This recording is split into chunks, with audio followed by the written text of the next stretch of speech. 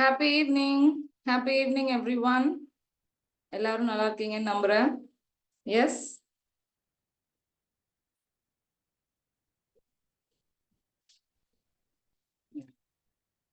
So, welcome to Super Soundy series, day 33. ரொம்ப அழகா இருக்குல்ல? Day 33ன்னு சொல்றப்போ, day 1ல இருந்து now we are in day 33. Thank you so much for each and everyone. உங்களை எல்லாரையும் ரொம்ப அன்போடு வரவேற்கிறேன் இந்த day 33லையும் as like first day. Yes, நம்மளோட இன்னைக்கு சிறப்பு ட்ரெயினர் மிஸ் ரைஷா. அவங்க ஒரு மிகவும் ஒரு அனுபவம் வாய்ந்த ட்ரெயினர் சொல்லலாம், கோச்சுன்னு சொல்லலாம், மோட்டிவேஷனல் ஸ்பீக்கர்னு சொல்லலாம். அவங்க master diploma in counselling and coaching, NLP grand master, diploma in psychology in student counselling, இந்த மாதிரி நிறைய விஷயங்கள் பண்ணியிருக்காங்க. அண்ட் கடந்த ஒரு 3 இயர்ஸா குறிப்பாக மாணவிகளுக்கு வந்து ஒரு வழிகாட்டியாகவும் இருந்திருக்காங்கன்னு சொல்லலாம். அவங்க வாழ்க்கையையும் அவங்களுடைய திறமைகளையும் தன்னம்பிக்கையும் வளர்த்துட்டே இருக்காங்கன்னு சொல்லலாம். So let's welcome with a grand virtual applause miss Raisha to this beautiful platform. Happy evening all. Assalamualaikum warahmatullahi wabarakatuh. Audio clear ஆயிக்குதா? Chat boxல போடு.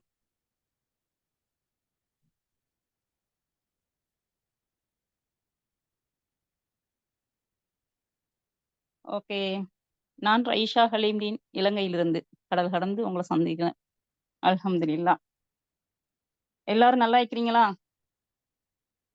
ஹாப்பியா இருக்கிறீங்களா?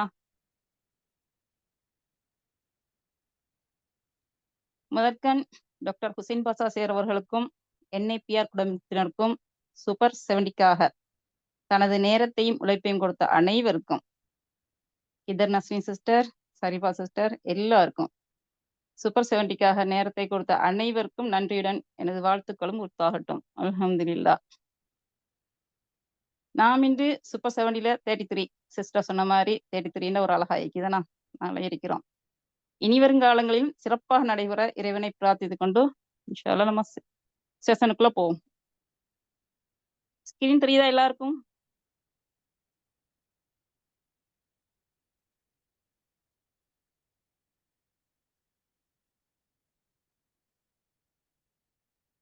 ஸ்கிரீன்ல ஸ்டூடெண்ட் போட்டிருக்கீதானா, ஸ்டடி டெக்னிக்ஸ் ஃபார் ஸ்டூடெண்ட்ஸ். அப்படி ஸ்டூடெண்ட்ஸ்னு போட்டதால யாரா யோசிக்கிறீங்களா நாங்க யாரா இதுல உட்காந்துக்கிறோம் அப்படின்ட்டு? அப்படி இல்லை தானே, படிப்பவர்கள் அனைவரும் ஸ்டூடெண்ட் தான். ஏன்னா வயசு வித்தியாசம் கிடையாது. யார் யாரெல்லாம் படிக்கிறோமோ அனைவரும் ஸ்டூடெண்ட் தான்.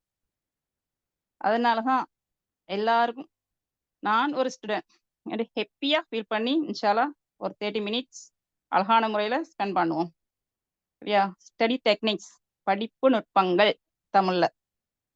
எல்லாரும் படிக்கிறோம், அது எப்படி படிக்கிறோம், என்ன விஷயம், எதை படிக்கிறோம், எப்படியெல்லாம் படிச்சா முன்னுக்கு வரலாம், கோலை அச்சீவ் பண்ணலாம், இந்த டீட்டெயில்ஸ் எல்லாம் சரியான முறையில் நம்ம படிச்சுக்கிட்டா நம்மளோட கோலை இலகுவா நம்ம அடைஞ்சு கொள்ளலாம். ஏன்னா படிக்க எல்லாரும் படிப்பின் நுட்பங்களை தெரிஞ்சு கொண்டு வச்சுக்கணும். எஸ்ஸானோ, படிக்கிற எல்லாரும் ஸ்டடி டெக்னிக்ஸ் தெரிஞ்சு வச்சுக்க தானே வேணும். எஸ்ஸானோ?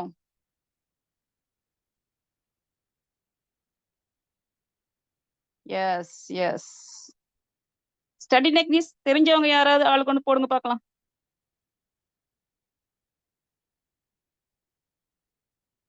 ஸ்டடி டெக்ஸ் யாருக்காவது தெரியுமா? ஓகே. ஃபர்ஸ்ட்டுக்கு நம்ம பார்க்க போனா ஸ்டடி டெக்னிக்ல கீப் யுவர் டிஸ்ட்ராக்ஷன் எவே, அதாவது நம்ம படிக்கும்போது கவனச்சிதறல் எவ்வாறு விலக்கி வைப்பது, நம்ம படிக்கும்போது எப்படி கவனச்சிதறல் இல்லாம படிக்கிறது என்றதான் நம்ம இப்ப பார்க்க போறோம் ஃபர்ஸ்ட்டுக்கு. ஏன்னா வயது வித்தியாசம் இல்லாம பெரிய ஒரு சவால் தான் படிக்கும்போது டிஸ்டர்ப் இல்லாம படிக்கிறேன். ஏன்னா அதை தவிர்க்கிறதுக்கு டிஸ்டர்ப் இல்லாம எப்படி எல்லாம் படிக்கலாம் ஒரு சில வழிமுறைகள் முடிஞ்ச வரைக்கும் ஒரு 30 மினிட்ஸ்க்குள்ள இன்ஷா அல்லாஹ் சிம்பிளா பார்ப்போம்.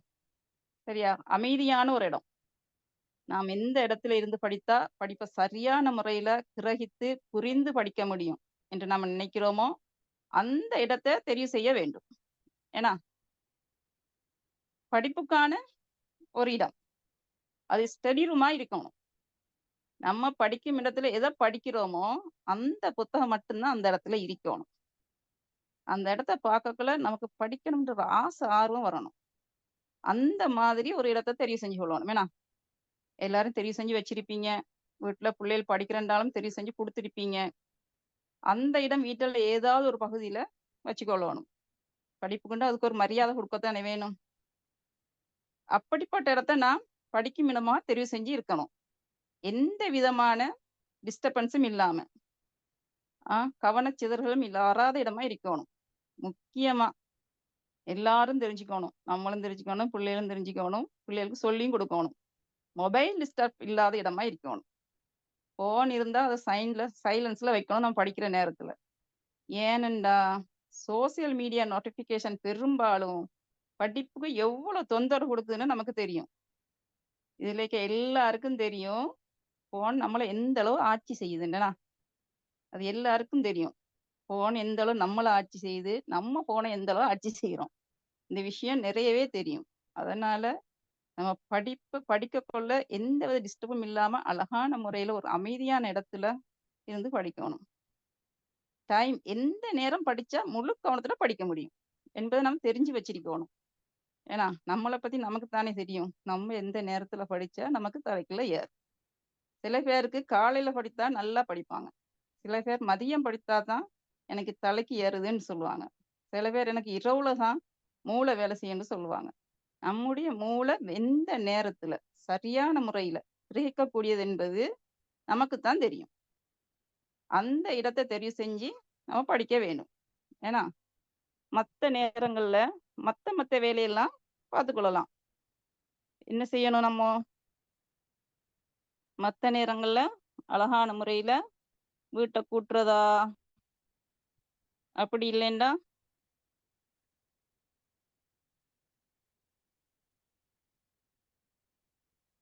சமைக்கிறதா, துவைக்கிறதா, முத்தத்தை கூட்டுறதா, பிள்ளைகிற வேலையை பார்க்கறதா, அக்கம் பக்க வேலையை பார்க்கறதா, எந்த வேலைனாலும் செய்யலாம். ஏன்னா நம்மட தலை எந்த நேரத்துல வேலை செய்யுமோ அந்த நேரத்தை தெரிவு செஞ்சு வச்சுக்கணும். சரியா அதை நம்ம தெரிஞ்சு இருக்கணும். அதே நேரம் ஒரே நேரத்துல எல்லாத்தையும் படிச்சு முடிக்கணும்னு ஏன்னா பேராசைப்படவும் கூடாது. இப்படி அடம் பிடிக்கவும் கூடாது. சாப்பாடா இருந்தாலும் தெரியும் நமக்கு வயிற்றுக்கு எந்த அளவு சாப்பிடணும் என்று எல்லாருக்கும் தெரியும். ஏன்னா எவ்வளவு பிடிச்சமான சாப்பாடா இருந்தாலும், எவ்வளவு டேஸ்டான சாப்பாடா இருந்தாலும் அதுவும் ஒரு அளவு தான் சாப்பிடலாம். அதே மாதிரி தான் மூளை கிரகிக்கும் தன்மையும் அளவு, நேரம் எந்த என்பவற்றை நாம் சரியான முறையில் தெரிந்து வைத்து படிக்க வேண்டும். இப்படி நாம் தெரிவு செய்து படித்துக்கொண்டா கவனம் சிதறாம டிஸ்டர்ப் இல்லாம சரியான முறையில படிக்கலாம். நம்ம கோலை சீக்கிரமா அடைஞ்சிடலாம். இவ்வாறு படித்தால் நாம் நினைத்த கோலை எவ்வளவு சீக்கிரமா அடையலாமோ அவ்வளவு சீக்கிரமா அடையலாம். நம்ம மனசுக்கும் திருப்தியா இருக்கும். ஏன்னா நாம் படிக்கும்போது நாம் நல்லா படிக்கலாம். ஆனா படிக்க ஆரம்பிக்கும் போதுதான் பல வேலைகள் நினைவுக்கு வரும். நான் படிக்க ஸ்டார்ட் பண்ண உடனே எல்லாரும் ப்ரே பண்றதுக்கு தக்பீர் கட்டணுன்னு தான் எல்லா ஞாபகம் வரும். அதே மாதிரி சரி கொஞ்சத்தை படிச்சு முடிச்சிருவோம், எக்ஸாம் வருது ஏன்னா அப்படின்ட்டு ஒரு இடத்துல உட்காந்து அழகான முறையில கான்சன்ட்ரேட் பண்ணி படிக்க ஸ்டார்ட் பண்ணக்குள்ளதான் ஒவ்வொரு வேலையா ஞாபகம் வரும். அந்த நேரத்துல நம்ம என்ன செய்யணும் தெரியுமா? மைண்டை ஸ்டடியா வச்சுக்கிட்டு எந்த வேலையா இருந்தாலும் பக்கத்துல ஒரு நோட் புக்கை வச்சுக்கொண்டு எழுதி வைக்கணும். அதை ஞாபகத்துல வச்சுக்கிற ஐடியாலாம் இருக்கக்கூடாது. உடனே பக்கத்துல ஒரு நோட் புக்கைக்கும் பேனைக்கும் இந்த வேலையா அதை எழுதி வச்சுக்கிட்டா நமக்கு டிஸ்டர்ப் ஆகாது. படிப்பு நேரம் படிச்சு முடிஞ்ச பிறகு எழுதி என்னத்தை எழுதுனமோ அதை பார்த்து உடனே நம்மளோட வேலையில செஞ்சுக்கலாம். அதை மறந்துடுவணும் என்ற பயமெல்லாம் இல்லாம சரியான முறையில படிக்கலாம். மனசு பயந்தா படிப்பு தரையில ஏறாது. ஏன்னா இவ்வாறு படிக்க நமக்கு உடல் மனம் ஆரோக்கியம் கட்டாயம் வேணும். ஏன்னா இந்த நேரம் சரியான முறையில படிக்கணும்னா என்ன செய்யணும்? நம்ம போதுமான தூக்கம் தூங்கி எழுந்திருக்கணும். தூக்கம் குறைஞ்சா என்ன நடக்கும்? தூங்க நேரத்துல தூக்கத்தை பத்தி கேட்க யாருமான்னு நினைக்கிறீங்களோ தெரியல. தூக்கம் குறைந்தா உடலும் உள்ளமும் சோர்வடையும். வயதுக்கு வேலைக்கும் ஏற்ப ஒவ்வொருத்தர வயசுக்கும் அவங்கவுங்க வேலைக்கும் ஏற்பதான் ஏன்னா தூங்கணும். அப்பொழுதுதான் சரியான முறையில நம்மட மூளை கிரகிக்கும். நம் கோலை அடைய இலகுவா இருக்கும். அப்பதான் டிஸ்டர்ப் இல்லாம படிக்கலாம். தூக்கத்துல படிச்சா சரியா வருமா? சரியே வராது. எப்போ தூங்கி தூங்கி படிக்க இயலுமா? படிக்கவே இயலாது. மைண்ட்ஃபுல்னஸோட சிங்கிள் டாஸ்டிக் ஒரு நேரத்துல ஒரு சப்ஜெக்ட் தான் படிப்பேன். குறிப்பிட்ட அளவு மட்டுமே படிக்க வேணும். அப்போதான் நன்றா படிக்கணும். அப்படி கவனம் செலுத்தும் போதுதான் நம்ம சரியான வழியில் படிக்கலாம். Zoomல படிக்கும்போது எப்படி டிஸ்டர்ப் இல்லாம கவனம் சிதறாம எப்படியெல்லாம் படிக்கலாம்? யோசிச்சு பாருங்க. எப்படி நம்ம மொபைல்ல தான் படிப்போம். ஏன்னா அந்த நேரத்துல என்ன செய்யணும்? Zoomல கனெக்ஷன் சரியா இருக்கான்னு பார்க்கணும். நோட்டிஃபிகேஷன் எல்லாத்தையும் ஆஃப் பண்ணிடணும். ம் நம்ம Zoom போட்டு வச்சுட்டு காதுல ஹெட்செட் அடிச்சுட்டு அங்கிட்டு இங்கிட்டு பார்த்துட்டு இருந்தா நம்மளுக்கு படிப்பு தலைக்கு ஏறாது. ஏன்னு சொன்னா நம்ம எல்லாருக்கும் தெரியும் ஆடிட்டரி ஆடியோவா கேட்கறத விட விசுவலா பார்க்கறது தான் அதுல பவர் கூடன்னு. அதனால நம்ம என்ன செய்யணும்? ஒரு விஷயத்த Zoomலயா இருந்தாலும் சரி, பிசிக்கலா இருந்தாலும் சரி படிக்கணும் நம்ம நினைச்சோம்டா அதை என்ன செய்யணும்? அழகான முறையில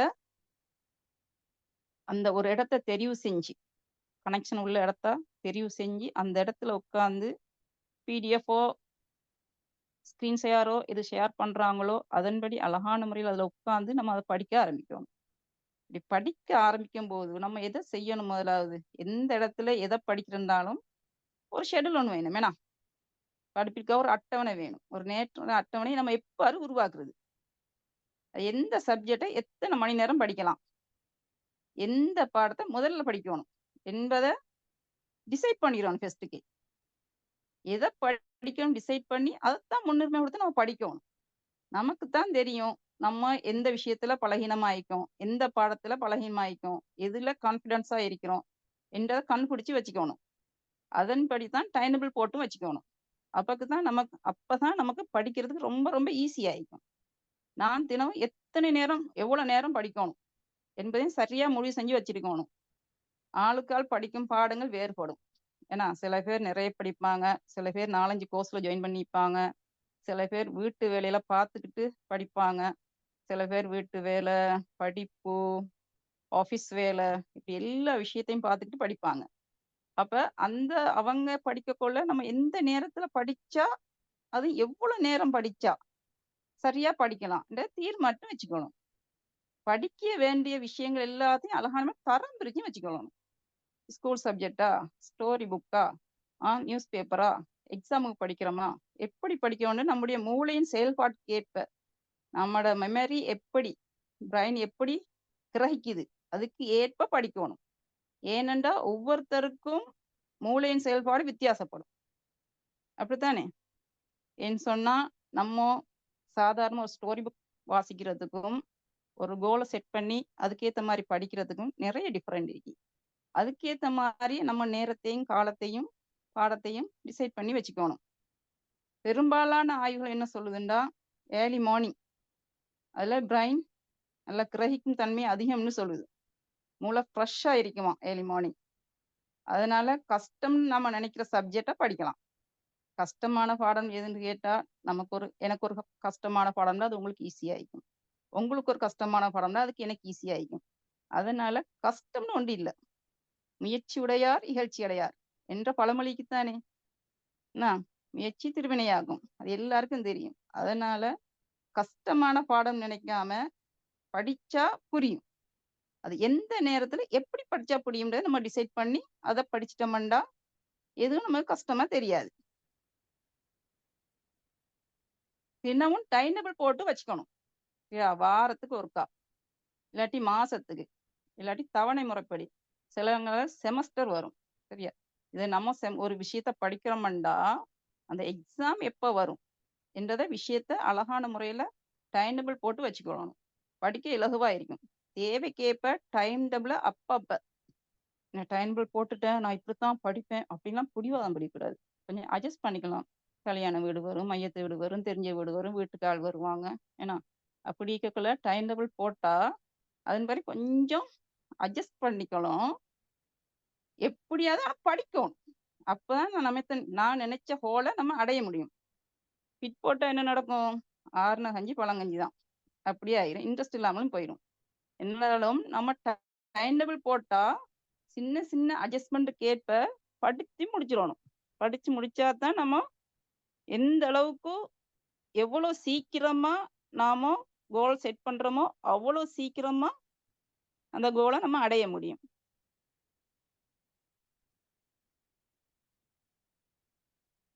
அடுத்தது நம்ம படிக்கிற இடம் எப்படின்னு பார்த்தோம். இப்ப அந்த படிக்கிற இடத்த எப்படி வச்சுக்கணும்னு பார்ப்போம். ஏன்னா ஏற்கனவே நாம் படிப்புக்காக ஒரு இடத்த தேர்வு செஞ்சு வச்சிருக்கோம். அந்த இடத்த என்ன மாதிரி வச்சிருக்கணும்னா நம்ம இவ்வளவு நேரம் பார்த்தோம். இங்க நம்ம படிக்கும் இடத்தை கண்டுபிடித்தால் மட்டும் போதுமா? இல்லை, அந்த இடத்த அழகான காற்றோட்டம் உள்ள சுத்தமான இடமா இருக்கணும். மூச்செடுக்க கஷ்டமா இருந்தா படிக்கலுமா? நாத்தமா இருந்தா படிக்கலுமா? ஏண்டாண்டு இருக்கும். அதனால அமைதியான இடமா இருக்கணும். சத்தம் இல்லாத இடமா இருக்கணும். சத்தம் இல்லாம இடமா சுத்தமாவும் இருக்கணும். படிக்கும் இடத்தை சுத்தம் செய்து வேணுமெண்டா கொஞ்சம் வீட்டுல அங்கிட்டு இங்கிட்டு பாடி ஸ்ப்ரே எல்லாம் வைக்கும், குளோன் எல்லாம் வைக்கும், அத்தர்லாம் வைக்கும், கொஞ்சம் வாசனை திரவியங்களை போட்டு வச்சுக்கலாம். மனசுக்கு உற்சாகமா வைக்கும். மேசை மேல தேவையான புத்தகங்கள் மட்டும்தான் வைக்கணும். நாம் ஏற்கனவே டைம் டேபிள் போட்டதில் இன்று இதுதான் படிக்க வேண்டும் என்பதை நம்ம முடிவு செஞ்சு வச்சிருப்போம். ஏன்னா அதனால அந்த புத்தகத்தை மட்டும்தான் மேசை மேல வச்சுப்போம். நம்ம டைம் டேபிள் ஏற்கனவே போட்டிப்போம். அப்ப அதனால அந்த புத்தகத்தை மட்டும்தான் நம்ம படிக்கணும். தேவையில்லாத இந்த பேப்பர், ஸ்நாக்ஸ்,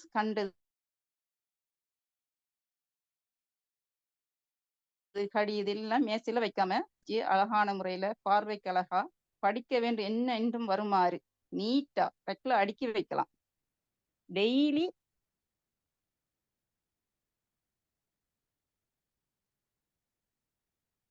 ஒரு 5 மினிட்ஸ், ஏன்னா டெய்லி ஒரு 5 மினிட்ஸ் ஸ்டடி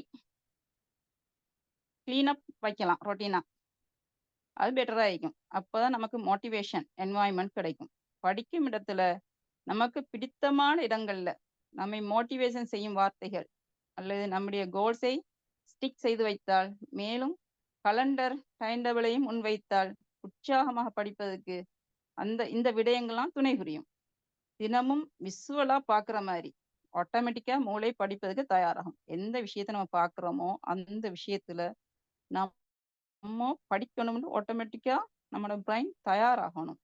படிப்புக்காக மட்டும்தான் அந்த இடத்தை பயன்படுத்த வேணும்.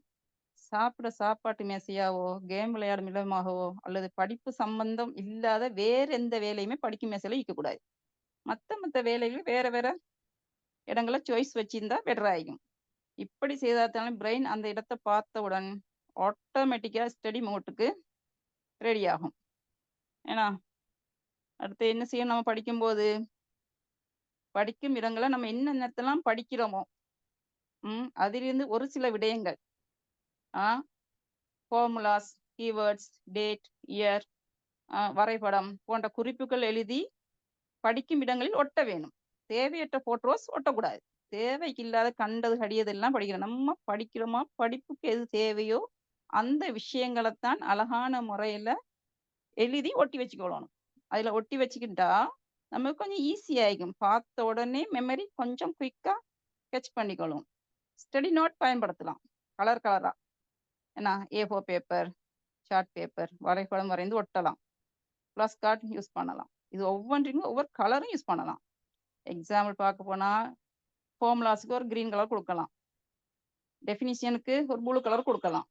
ஏன்னா இம்பார்ட்டன்டான டேட்ஸ்க்கு ஒரு yellow கலர், மோட்டிவேஷன் வேர்டுக்கு ஒரு பிங்க் கலர். நமக்கு எதுக்கு எந்த கலர் கொடுக்கணும், இப்படி கொடுத்தா நம்மளோட பிரைன் மோட்டிவேஷன் ஆகுமோ அதெல்லாம் என்ன செய்யணும்? நாம படிக்க இளங்கிறது வேறு அந்த இடங்கள்ல ஒட்டி வச்சுக்கொள்ளணும். இப்ப எந்தெந்த இடத்துல நம்ம ஒட்டலாம் அதையும் யோசிச்சுக்கொள்ளணும். ஏன்னா நம்ம நேரடியா பார்க்குற இடமா இருக்கணும். என்னமோ நம்ம கண்ணாடிக்கு முன்னால் நிற்போமே, கண்ணாடிக்கு முன்னால் நிற்கக்குள்ள கண்ணாடிலையும் ஒட்டி வச்சுக்கலாம். கண்ணாடி ஒட்டி வச்சுக்கல நமக்கு வழங்கும். ஏன்னா தூங்குவதற்கு முன் பார்வைக்கு வரும்.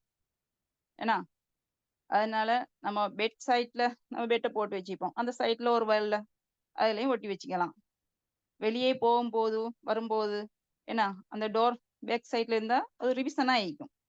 அதெல்லாம் அழகான முறையில் நம்ம ஒட்டி வச்சுட்டோம்னா இன்னும் ஈஸியா ஆயிக்கும். எவ்வளவு சீக்கிரமா நம்ம இந்த விஷயங்களை அழகான முறையில காப்பி பண்ணி பேஸ்ட் பண்றோமோ அவ்வளவு அழகான முறையில நமக்கு ஈஸியா மெமரி ஆகும்.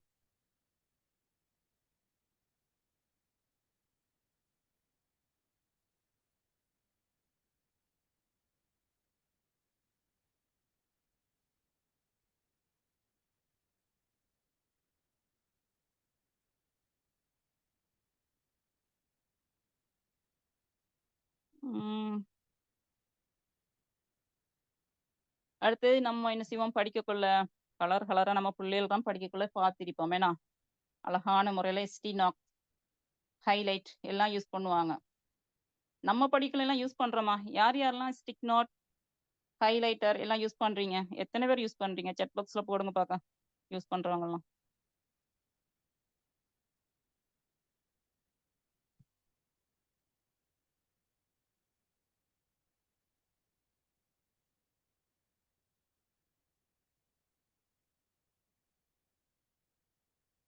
வாவ்! மாஷா அல்லாஹ். ஸ்டிக் நோட்ஸ் மற்றும் ஹைலைட் இரண்டும் படிப்பை சுறுசுறுப்பா ஆக்டிவா வச்சுக்க ஈக்கும். இந்த விஷயமெல்லாம் ஸ்டிக் நோட்ஸும் ஹைலைட்டும் ஞாபகத்தில் வச்சுக்கொள்ள உதவும் முக்கிய கருவிகள். ஏன்னா ஸ்டிக் நோட்ஸ் எப்படி பயன்படுத்துறே? பெரிய கான்செப்டஸ் பெரிய கான்செப்ட்லாம் நம்ம படிப்போம் பந்தியா. அதை ஷார்ட் அண்ட் ஸ்வீட்டா கோமா எழுதி ஒரு புக் கவர்ல அழகான முறையில என்ன ஸ்டடி டெஸ்க்ல ஒட்டி வச்சுக்கலாம். ஒட்டி வச்சா பார்க்குற நேரம்லாம் நமக்கு மெமரி ஆகும். ஏன்னா அதே நேரம் ஒரு பக்கம் படிக்கல அதில் ஒரு கேள்வி வரும். ஒரு கேள்வி எழுதி மற்ற பக்கத்துல ஒரு பதிலையும் எழுதி வச்சுட்டோம்டா இந்த ரிவிஷன் பண்ணக்குள்ள எக்ஸாம் வரும். எக்ஸாம் வரக்குள்ள நாங்கள் ரிவிஷன் பண்ண வேண்டி வரும். அப்போ ஆன்சரை மறைச்சி வச்சு ரீசல்ட் பண்ணலாம். ஏன்னா formulas, dates, year, definition, doubt, ஏன்னா டீச்சர்கிட்ட கேட்க வேண்டிய டவுட், மென்டர்கிட்ட கேட்க வேண்டிய டவுட், ஏன்னா இன்று படிக்க வேண்டிய டாபிக்கை எதை நம்ம படிக்கணும்னு நினைக்கிறோமோ அதை அழகான முறையில் ஸ்டிக் நோட்டில் எழுதி நம்ம புக்கில் ஒட்டி வச்சிட்டோம்டா படித்து முடிச்ச உடனே அதில் ஒரு டிக் ஒன்று போட்டுக்கலாம். படித்து முடிச்சிட்டோம், இந்த டவுட் எல்லாம் கிளியர், இந்த பாடம் கிளியர், நல்லா படிச்சுட்டேன் அப்படின்னு ஒரு டிக் ஒன்று போட்டோம்டா நமக்கு ஒரு ஸ்மால் சக்ஸஸ் ஃபீல் வரும். ஏன்னா நம்மளே மோட்டிவேட் பண்ண மாதிரி இருக்கும். அதே மாதிரி தான் ஹைலைட் யூஸ் பண்ணக்குள்ள கீவேர்ட்ஸ் மட்டும், ஏன்னா கீவேர்ட்ஸ் மட்டும் முழு சென்டென்ஸையும் ஹைலைட் பண்ணி வச்சிருந்தா மண்டைக்குள்ள எடுக்க இயலுமா? கீவேர்ட்ஸை மட்டும் முழு சென்டென்ஸ் இல்லாம கீவேர்ட் மட்டும் அண்டர்லைன் பண்ணி வச்சுக்கொள்ளணும். கலரா ஃபார்முலாஸ், டேட், டெஃபினிஷன் எல்லாத்தையும் கீவேர்டால் செய்யலாம். இல்லை mini ideas, example, very important, எக்ஸாமுக்காண்டி நம்ம பாயிண்ட்ஸாக எடுத்து வச்சிருப்போம். அந்த விஷயத்துலாம் ஒவ்வொரு கலரா யூஸ் பண்ணி, ஏன்னா ஜென்ரல் இம்பார்ட்டன்ட் பாயிண்ட்ஸுக்கு ஒரு கலர், சூப்பர் இம்பார்ட்டன்ட் பாயிண்ட்ஸுக்கு ஒரு கலர், இப்படியா நமக்கு புரியும்படி தேவையான விடயங்களை சேர்க்கலாவோ அண்டர்லைனாவோ செய்து நம்ம வச்சு படிச்சா நம்ம ஆர்வமா ஆயிக்கும், ஆசையா ஆயிக்கும், கண்ணுக்கு குளிர்ச்சியாகவும் இருக்கும். இப்படி செய்யும் போதுதான் நமக்கு படிக்கும் போது ரிவிஷன் பண்ணும் போதும் புக் ஓப்பன் செய்த உடனே நமக்கு ஹைலைட் பகுதி தான் நம்மளோட கண்ணுக்கு ஃபர்ஸ்ட்டுக்கு தெரியும். குயிக்கா ரிவிஷன் ஆகும். நமக்கு பயன்தரும் கொஞ்ச நேரத்துல குயிக்கா மனசுல பதியும். ஏன்னா அதே நம்ம இப்படி படிச்சு போனா டயர்ட் ஆகும். ஏன்னா எல்லாருக்கும் எத்தனை பேர் இன்னைக்கு படிக்க சூம் செஷனுக்கு வரக்குள்ள தண்ணி போத்தல் உட்காந்துக்கிறீங்க? படிக்கும்போது யாரெல்லாம் வாட்டர் பாட்டில் அல்லது காஃபி ஏதாவது வைத்திருப்பீர்கள்? நம்ம தண்ணி ஒரு நாளைக்கு எத்தனை லிட்டர் குடிக்கணும்? ஒரு 2.5 லிட்டராவது குடிக்கணும். ஏன்னா ஸ்டடி நேரத்துல தண்ணி அல்லது காஃபி இல்லாட்டி டீ ஏதாவது ஒன்று எடுத்துக்கொள்வதன் மூலம் கான்சன்ட்ரேஷன், அலர்ட்னஸ், எனர்ஜி பேலன்ஸ் மிக யூஸ்ஃபுல்லா இருக்கும். ஆனா எனர்ஜி ஆயிக்குன்னு சொல்லி அளவுக்கு அதிகமா எடுக்கக்கூடாது. அளவுக்கு மிஞ்சினால் அமிர்தம்னு நினைச்சு சரியான முறையில பயன்படுத்தணும். தண்ணி என்ன செய்யணும்?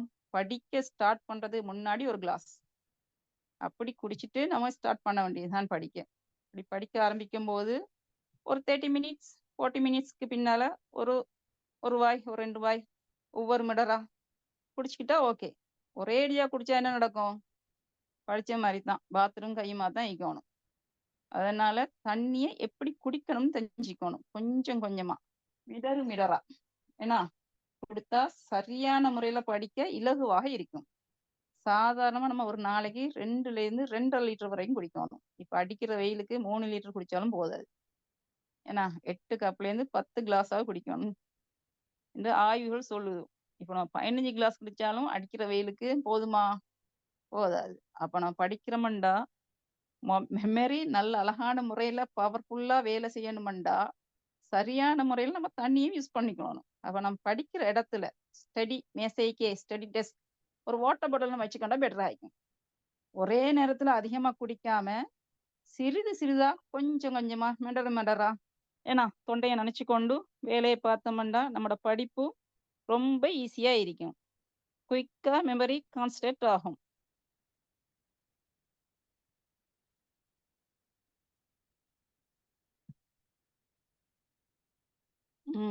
நம்ம இப்படியே படிச்சுக்கிட்டு வந்தோம்டா அடுத்து என்ன செய்யணும்? சரியான ஒரு இடத்துல என்ன சரியான ஒரு சாரி படிக்கும்போது நம்ம படிக்கும் இடத்துல வெளிச்சம் எவ்வாறு இருக்கணும்? ஸ்டடி லைட் என்பது பெரும்பாலும் மாணவர்கள் கவனிக்காத ஒன்று. படிக்கிறோம்னுவாங்க, இருட்டுக்குள்ளேயும் படிப்பாங்க, கண்ணு வழங்குதுன்னு பிறகுதான் கண் டயர்ட் ஆயிரும். நம்ம படிக்கும்போது நம்மளோட படிப்பு சரியான முறையில இருக்கணும். அதுக்கு கண் சோர்வடையக்கூடாது. கொஞ்ச நேரம் தான் படிக்க போறோம், சரியான முறையில படிக்க போறோம், கான்சன்ட்ரேட் பண்ணி படிக்க போறோம். இப்ப வெளிச்சம் சரியாயிக்கணும். ஆனா படிக்கிறவங்க பெரும்பாலானவங்க இந்த டைம் வெளிச்சத்தை கவனிக்கிறதே இல்லை. அது சரியான முறையில கவனிக்கணும். கவனம் கண் ஆரோக்கியமா இருக்கணும். தூக்கம் எல்லா வீட்டிலும் தாக்கம் செலுத்து. அந்த லைட்டுக்கு தானே நம்ம படிக்கக்குள்ள இருக்கிற லைட் என்ன செய்யும் தெரியுமா? கண் ஆரோக்கியத்தையும் நம்மளோட தூக்கம் அதையும் கொண்டு வந்துடும். ஆரோக்கியத்தை கெடுத்து தூக்கத்தை கொண்டு வந்துடும். ஏன்னா கொஞ்சம் குயிக்கா சரியான லைட் இல்லாட்டி கண் குயிக்கா டயர்ட் ஆயிரும். டயர்டானா தூக்கம் வந்துடும். அப்ப நமக்கு கான்சன்ட்ரேட் பண்ணி படிக்க கொஞ்சம் கஷ்டமாயிக்கும். எப்படிப்பட்ட ஒளிக்கணும்? ஒரு பிரைட்டா இருக்கணும், கிளியர் லைட்டா இருக்கணும், ஒயிட் கலரா இருக்கணும். இப்படி இருந்தா பெட்டரா இருக்கும். கூல் லைட் ஆயிக்கணும். என்ன நம்ம படிக்கிற இடத்துல சூடான ஒரு லைட்டை போட்டா இப்படிக்கும் வேர்த்து கொட்டும், படிக்கலுமா? அதனால என்ன செய்யணும்? அழகான முறையில கூலான எல்இடி மாதிரி இருந்தா பெட்டரா இருக்கும். இரவு நேரத்துல எல்லோ கலர் லைட் யூஸ் பண்றதை கொஞ்சம் அவாய்ட் பண்ணிக்கலாம். வெளிச்சம் தரும், ஆனா அது கொஞ்சம் டயர்ட்னஸ் கொடுக்கும் அப்படின்னு ஆய்வுகள் சொல்லுது. வெளிச்சம் வரும் திசைக்கு தானே ரைட் வலது கையால எழுதுற நமக்கு லெஃப்ட் ரைட்ல தான் வெளிச்சம் வைக்கணும். அப்படி வந்தா எழுதும்போது நிழல் விழாது. அதற்காகத்தான் படிக்கும்போது நிழல் விழாம வலது பக்கம் எழுதுறவங்களுக்கு இடது பக்கத்துலையும், இடது பக்கத்துல உள்ளவங்களுக்கு வலது பக்கத்துலையும் லைட்டை வைக்கணும். இல்லாட்டி நைட்ல உட்காந்து வெளிச்சத்துல படிக்குள்ள முன்னால ஏதா நிழல் வந்தா யோசனையெல்லாம் மத்த மாதிரி போயிரும். பின்னால காஞ்ச நாய்க்கா கொஞ்சம் நிக்கான்னு அந்த யோசனைக்கு வந்துடும். படிப்பை சரியா கான்சன்ட்ரேட் பண்ணி படிக்கலாம் போயிரும். எப்படி படிச்சுக்கிட்டீங்களோ என்ன செய்யணும்? ரூல்ஸ் இல்லை மீக்கேனா 20-20-20 ரூல்ஸ். அப்படியே ரூல்ஸ் ஒரு 20 நிமிஷத்துக்கு ஒருக்கா 20 அடி தூரத்துல ஒரு 20 செகண்ட் கொஞ்சம் சரியான முறையில கண்ணை உருட்டி அழகான முறையில ஒரு எக்ஸசைஸ் மாதிரி பார்க்கணும். ஒரு 20 நிமிஷத்துக்கு ஒருக்கா 20 அடி தூரம் தான், ஒரு 20 செகண்ட். அப்ப இந்த கண் கொஞ்சம் ஃப்ரெஷ் ஆயிக்கும். அப்படி ஃப்ரெஷ் ஆயிக்கலாம் நமக்கு ஈஸி ஆயிக்கும் படிக்கிறதுக்கு. டயர்ட் இருக்காது. டயர்ட் ஆயிருந்தா தானே நமக்கு கஷ்டம். கண் சோர்ந்து போயிட்டா படிக்க நமக்கு கஷ்டம், தூக்கம் வரும். தூக்கம் வந்தா படிக்கலுமா? கோலை அச்சீவ் பண்ணலுமா? எதுவுமே பண்ணல. ஏன்னா அதனால என்ன செய்யணும்? அழகான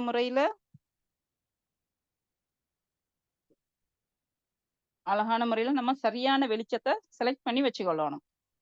இதெல்லாம் நம்ம ஸ்டடி டெக்னிக்ஸ்ல வருது. அடுத்து டைம் செட் பண்ணிக்கணும். படிக்கும்போது டைம் வச்சு படிக்கணும். டைம் வச்சு படிச்சாதான் focus, discipline, break, control, productivity எல்லாத்துக்கும் மிகச்சிறந்த ஸ்டடி டெக்னிக் தான் இந்த டைமர் வச்சு படிக்கிறது. நம்ம ஏன் டைமர் வச்சு படிக்கணும்?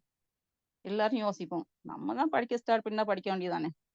அப்படிலாம் இல்லை. Time awareness. ஒரு டாபிக் எவ்வளவு நேரம் நாம எடுத்து படிக்கணும் என்று நமக்கு தெரியும்.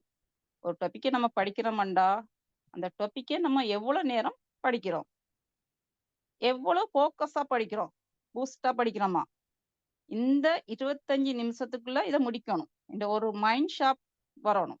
என்ன டைம் செட் பண்ணா இந்த இந்த டைமுக்குள்ள இந்த விஷயத்த முடிச்சுக்கொள்ளணும். ஏன்னா அதே நேரம் நீண்ட நேரம் கண்டினியூவா எதையும் படிக்காது. படிச்ச உடனே மைண்ட் டயர்ட் ஆகும். அப்ப நம்ம டைம் செட் பண்ணாதான் மைண்ட் டயர்ட் ஆகாம பிரேக் எடுக்கிறதுக்கு சான்ஸ் ஆகிக்கும். ஃபுல் ஃபோக்கஸ்ல நம்ம எவ்வளவு படிக்கணும் அதை தெரியணுமெண்டா என்ன செய்யணும்? டைம் செட் பண்ணி வச்சு படிக்கணும். பிரேக் எவ்வளவு நேரம் எடுக்கணும், டீப் ஸ்டடி எவ்வளவு நேரம் படிக்கணும், ரிலாக்ஸுக்கு எவ்வளவு நேரம் கொடுக்கணும், எந்த பாடத்திற்கு எவ்வளவு நேரம் டைம் செட் பண்ணி செய்து நம்ம படிக்கணும். அப்படி படிச்சா தான் இலகுவா இருக்கும்.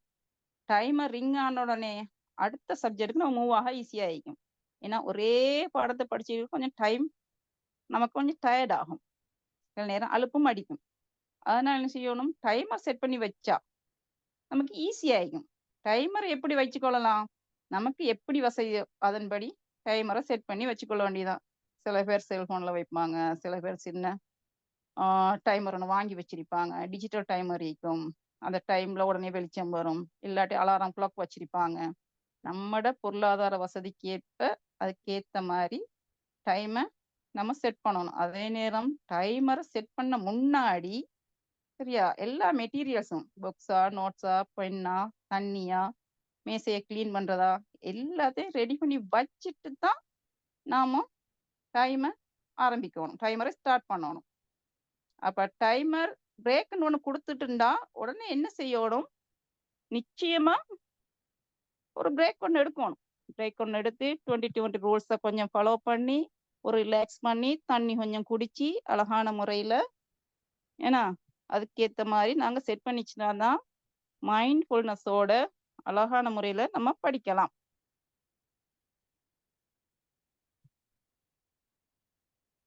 இது எல்லாத்தையும் படிச்சா மட்டும் போதுமா?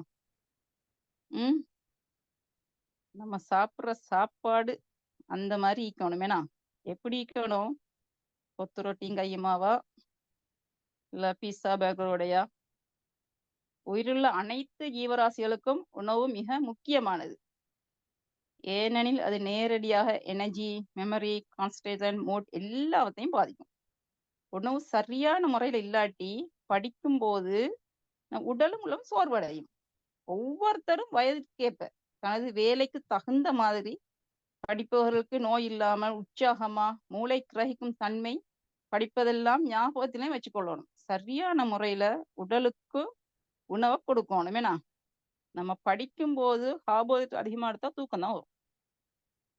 ஏன்னா படிப்புக்கு உகந்த உணவா இருக்கணும், மெமரி பூஸ்டா இருக்கிற உணவா இருக்கணும். ஏன்னா அதுல நம்ம என்ன செய்யணும்?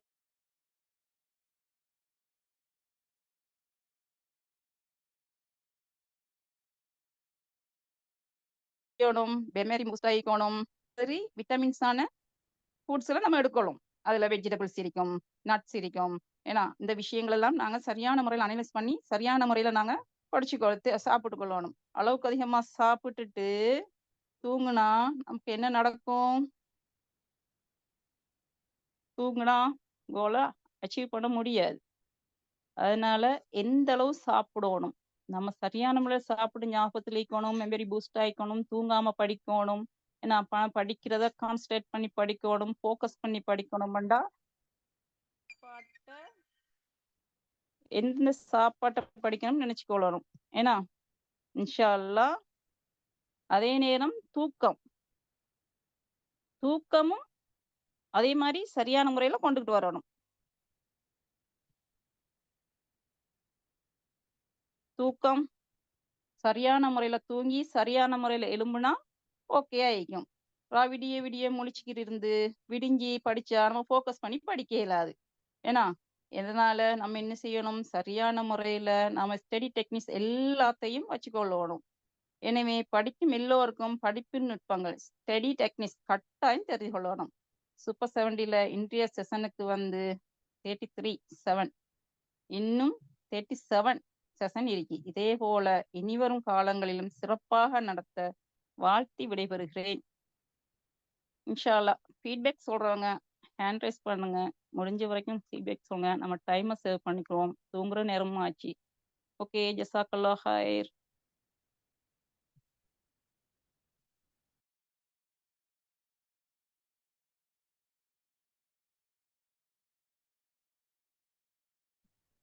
யாரும் ஃபீட்பேக் சொல்றீங்களா? டைம் நமக்கு நிறைய இல்ல, சோ அதனால யாராச்சும் ஒருத்தர் தான் ஃபீட்பேக் கொடுக்க முடியும்.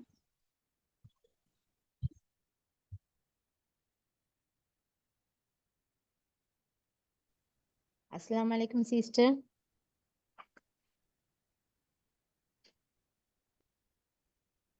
வலைக்கும் சொல்லுங்க சலாம். sister. சொல்லுங்க சிஸ்டர்.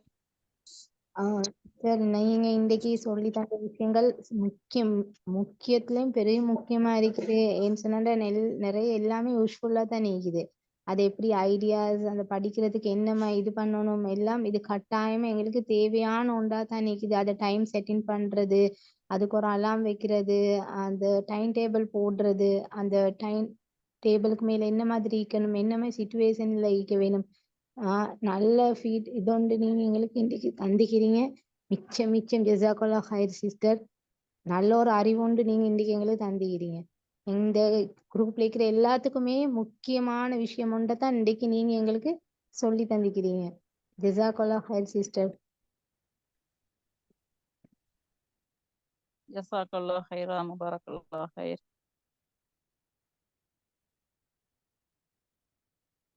ஓகே ஃப்ரெண்ட்ஸ், ரொம்ப நல்லா இருந்துச்சு சிஸ்டர். நீங்க பேசுனது ரொம்ப தெளிவா, ரொம்ப அழகா, நிதானமா தேவையான பாயிண்ட்ஸ் எல்லாமே கொடுத்தீங்க. நீங்க சொன்ன ஒவ்வொரு பாயிண்ட்ஸுமே எல்லாருக்குமே கண்டிப்பா வந்து யூஸ்ஃபுல்லா இருக்கும் நம்புறோம். ரொம்ப அழகா இருந்தது நீ section. Thank you so much every one. எல்லாரும் பொறுமையா இவ்வளவு நேரம் வந்து ஒத்துழைப்பு கொடுத்ததுக்கு ரொம்ப ரொம்ப ரொம்ப நன்றி. நாளைக்கு இதே ஒத்துழைப்பை ஃபாத்திமா நஸ்ரீன் சிஸ்டருக்கு கொடுங்க. அவங்க நாளைக்கு டேர்னிங் செல்ஃப் கான்ஃபிடன்ஸ் பத்தி பேச வராங்க. இதே எனர்ஜியோடையும் இதே ஒத்துழைப்போடையும் நாளைக்கு உங்களை சந்திப்போம் மீண்டும். Bye from Sharifa Banu, NAPR pattern. Good night, sweet dreams. Bye. Okay, thank you very much.